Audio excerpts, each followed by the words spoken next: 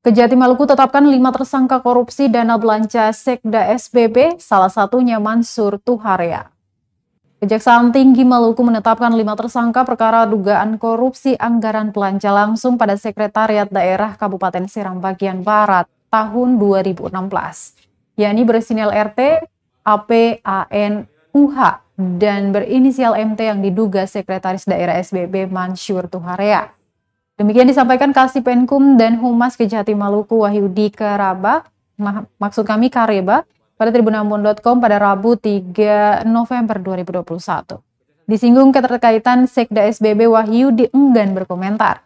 Dijelaskan dari hasil audit Inspektorat Maluku terhitung kerugian keuangan negara mencapai 7 miliar rupiah dari total anggaran senilai 18 miliar rupiah. Dia melanjutkan tim penyidik akan melakukan tahap lanjutan dengan pemanggilan saksi dan tersangka.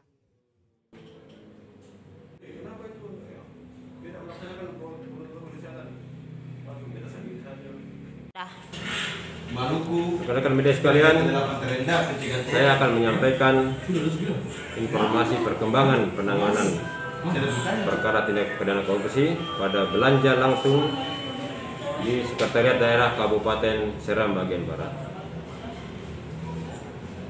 Kejaksaan Tinggi Maluku telah menetapkan 5 orang sebagai tersangka, yakni Saudara RT, Saudara AP, Saudara MT, Saudara AN, dan Saudara UH. Berdasarkan hasil perhitungan kerugian keuangan negara dari Inspektorat Provinsi Maluku dengan dugaan kerugian sejumlah 8,6 miliar rupiah.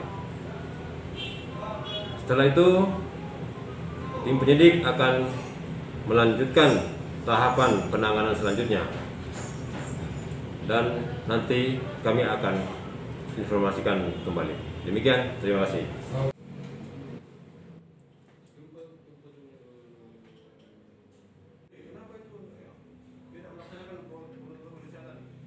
Terima kasih sudah nonton.